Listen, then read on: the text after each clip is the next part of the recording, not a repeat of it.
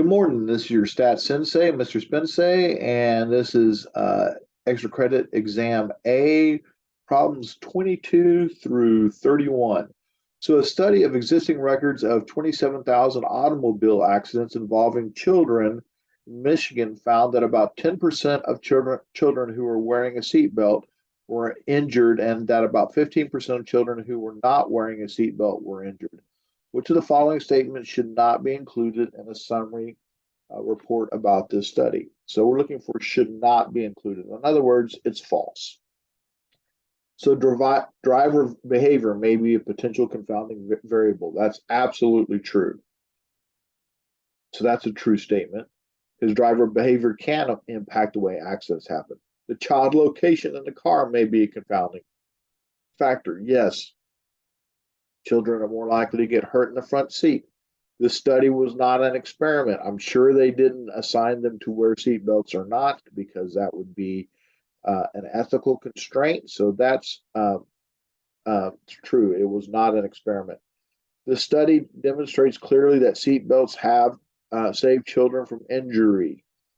Well, I'm not sure because it wasn't an experiment, so we probably shouldn't say that. All right, so let's see what we have. Concluding that seatbelts save children from injury is risky. That's true, at least until the study is independently replicated. That's also true. So unless we have a whole bunch of data saying that this is the case, we can't say that. So our best answer is D. The study demonstrates clearly that seatbelts save children, and we can't make that conclusion. We can say that there's a relationship. We can say there's a correlation, but it was not an experiment, so we can't make the causative statement. Which of the following statement is true for two events with probability greater than 0? So we have probability that X is greater than 0 for both of them. If the two events are mutually exclusive, they must be independent. That's false. Matter of fact, if they're mutually exclusive, that means there's no overlap. A and B have no overlap. That's mutually exclusive. They're not independent. Remember, the overlap has to equal the probability of A times the probability of B to equal the intersection for them to be independent. So if there's no independent, if they're mutually exclusive, then they are not independent. If they're independent, they must be mutually exclusive. Nope, because that has an overlap, so that's false. If the events are not mutually exclusive, they must be independent. The answer is no, that doesn't have to happen. It could happen. That could happen, but doesn't have to happen. If the events are not independent, they must be mutually exclusive. Could be, but not necessarily. If the events are mutually exclusive, they cannot be independent. The only time they can be both is if the probability of one equals 0. If the probability of one of the events equals 0, then they can be both. Otherwise, they can't be both. So they cannot be both mutually exclusive and independent. A consulting statistician reported the results from a learning experiment to a psychologist. The report stated that on one particular phase of the experiment, a statistical test result yielded a p-value of 0.24. Based on this p-value, which of the following results should the psychologist make? All right, so our p-value is 0.24. 0.24 is pretty big, so we're going to likely fail to reject. The test statistic was statistically significant because it is greater than a significance level. No, it's only statistically significant if it's less. So that's false. The test statistic was statistically significant because 1 minus 0.24 is 0.76. I don't even know what that is. That's fake. The test was not statistically significant because 2 times 0.24 is 0.48. And that is less than 0.5. It would be not 0.5, it would need to be 0.05, and it's not less than 0.05. The test was not statistically significant because if the null hypothesis is true, one could expect to get a test statistic at least as extreme as that observed 24% of the time. This is the definition of p-value. Given that the null is true, they said if the null is true, We would expect to get a test statistic like this 24% of the time. I like answer choice D. E. The test was not statistically significant because if the null hypothesis is true, one could get a test statistic at least extreme. That should be 24%, not 76%. So that's false. Our best answer choice for 24 is D. 25. A new medication has been developed to treat sleep onset insomnia, difficulty in falling asleep. Researchers want to compare this drug to a drug that has been used in the past by comparing the length of time it takes subjects to fall asleep. Of the following, which is the best method for obtaining this information? Have subjects choose a drug? No, we have to have randomization. Assign the two drugs to the subjects on the basis of their past sleep history? No, without randomization. You can actually block based on their sleep history, but you have to have randomization somewhere. So the without randomization is what gets us. Here we could block on their sleep history. That might be good, but then we have to randomize within the block. Give the new drug to all subjects on the first night. Give the old drug to the subjects on the second night. Compare the results. Well, that would be a paired test, except we have to randomly assign them which night they get the new drug and the old drug. Otherwise, there could be confounding. There could be residual effects from the drug, or maybe one night that there was a thunderstorm that disturbed everybody and not the other night. So that has confounding. So I don't really like that one. We'll put a question mark because it is an attempt at having a paired, which would be nice. Randomly assign the subjects to two groups, giving the new drug to one group and no drug to the other group. No, we want to compare the two drugs. So one group with a drug, no drug to the other group. That doesn't sound good. Randomly assign the subjects to two groups, giving the new drug to one group and the old drug to the other group. This is correctly done. So we have a two sample, which isn't as good as a paired, but this paired was not properly done. There was no random assignment as to which night they got the drug. And since everyone got the new drug first, that might impact the way the study runs. Okay, so the two sample was better this time. So number 25 is E.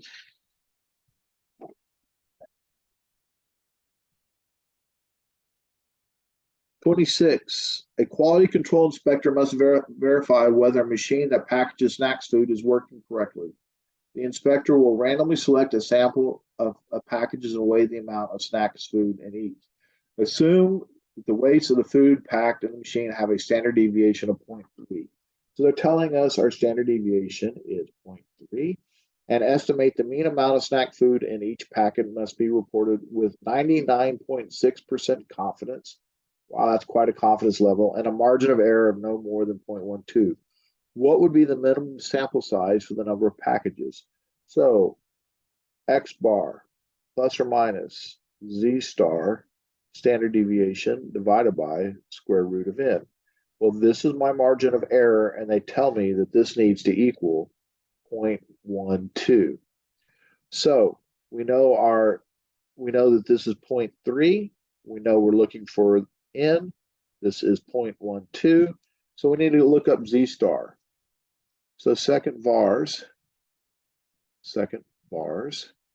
inverse norm, 1 minus 0.996 divided by 2, mean is 0, standard deviation of 1, and we end up getting a Z star of 2.878.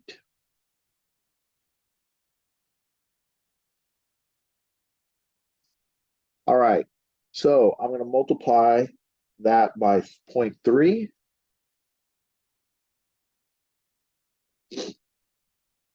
And then I'm going to divide by 0.12. Then I'm going to go ahead and square it. And by the way, I could have made that positive right away, and that would have been nicer of me. And I end up getting 51.77. So our best answer is D. All right, our best answer is D. 27. The figure above shows a cumulative relative frequency histogram of 40 scores on a test given the AP Stats class. Which of the following conclusions can be made from the graph? There is greater variability in the lower 20 scores. Well, at 50%, that's about here. And so that means 20 scores are below, 20 scores are above. So it looks like 20 scores are below 75 and 20 scores are above 75. So it looks like 75 is a breakover. So 75 to a 100, 75 to 100 has a range of 25. 100 minus 75 is 25. And over here, 35 to 75. So 75 minus 35 is 40. So this looks like this has a larger range. So larger range would indicate greater variability. This looks like the answer. I'm kind of liking this. But let's go through the rest of this because I think it's very informative. The median test score is less than 50. No, the median test score is about 75. So that's false. It's greater than 50. Can't be that one. 60% of the students had a test score above 80. And I can look at this and I go, well, this is 50%. So that probably is close to 60% to have a score above 80. All right. Looks pretty close to that anyway. That's probably true. But we're not 100% positive because we have this group below. So because we have this group below, it's like, yeah, I don't really like that one. It's possible, not necessarily the case. If the passing score is 70, most of the students did not pass the test. No, we know that over half the students made it better than a 75. All right, so that's false for sure. The horizontal nature of the graph for the lower 60 score indicates that those scores occurred more frequently. And no, that means they didn't have very much frequency. There was a whole lot of 100s, all right? There's a lot more 100s than there were 50s. So in this case, it looks like the one thing that we know is that they're the lower 20%. The lower 20% had a lot more variability. That's the one I feel strongest about, okay? C is questionable, but A is the one that's most likely to be the case. And remember, it's the best answer. These graphs are regression graphs, all right? It's actually going to be very easy when you get to regression. So two measures, X and Y, were taken on 18 subjects. The first two regressions, regression 1 yielded this. Now notice, this is a nice linear regression. Y equals the y-intercept plus our slope and had the following residual plot. The second one yielded that one, all right? Now, to be, and this was a log graph. So this is a linear. So this is a line. This is a linear because there's a line. And this is a log graph, all right, which is nonlinear. So which of the following best is supported by the evidence above? Well, first off, when I look at the answer choices, it asks a better fit. So let's look at a better fit. To be a better fit, we do not want a pattern in the residuals.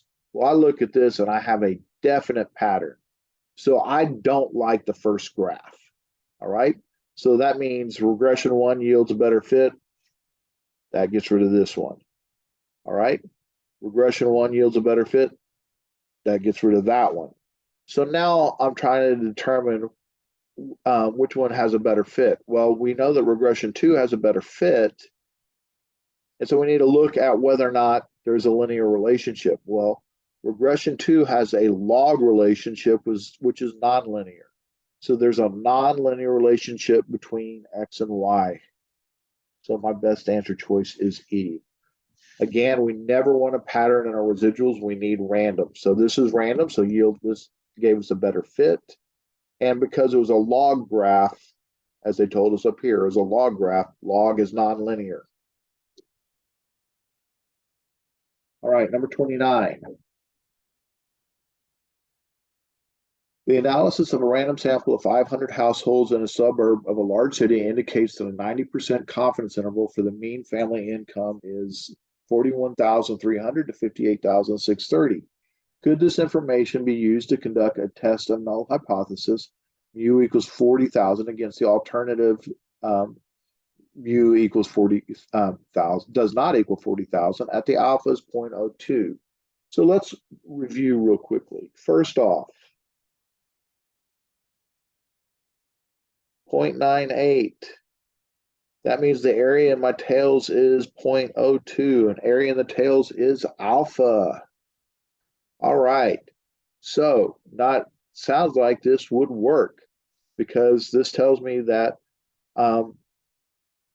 so this is 41,300 and 58,630.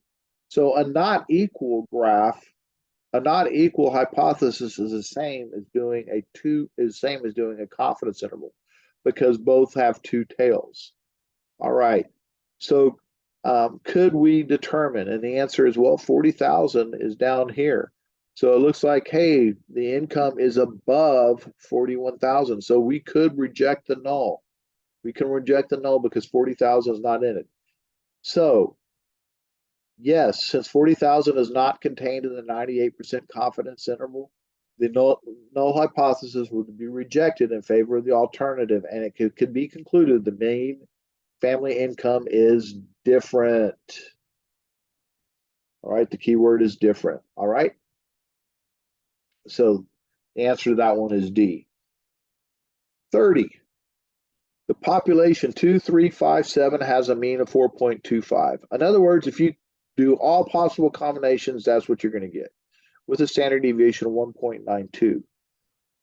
When sampling with replacement, there are 16 different possible ordered samples of size 2 that can be selected from this population. The mean of each of these 16 samples is computed. For example, one of the samples is 2 and 5, which has a mean of 3.5. The distribution of 16 sample means has its own mean, mu of x, and its own standard deviation of x bar. All right. So, which of the following statements is true? Well, the mean is the mean is the mean. So the mean is 4.25. That's not changing. So it's not going to be less than or greater than. The mean is the mean is the mean. But the standard deviation of x bar is the standard deviation divided by the square root of n, which in this case would be 1.92 divided by 16. That means the standard deviation of x bar, because I'm dividing by the square root of 16, that means standard deviation of x bar is less than the standard deviation of 1.92, because our original standard deviation is just 1.92, and this will be 1.92 divided by square root of 16. So the 0.48 is definitely less than the 1.92. So our answer choice for this one is C. A wildlife biologist is interested in the relationship between the number of chirps per minute for the cricket and temperature based on the collection data, the least squares regression line.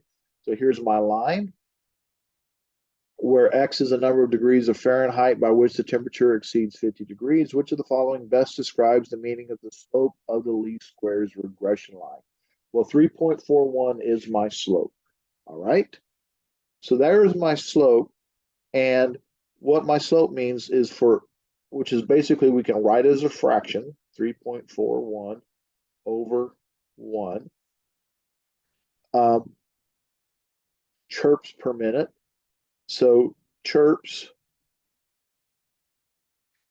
all right, or actually chirps per minute, and relationship between chirps per minute and temperature.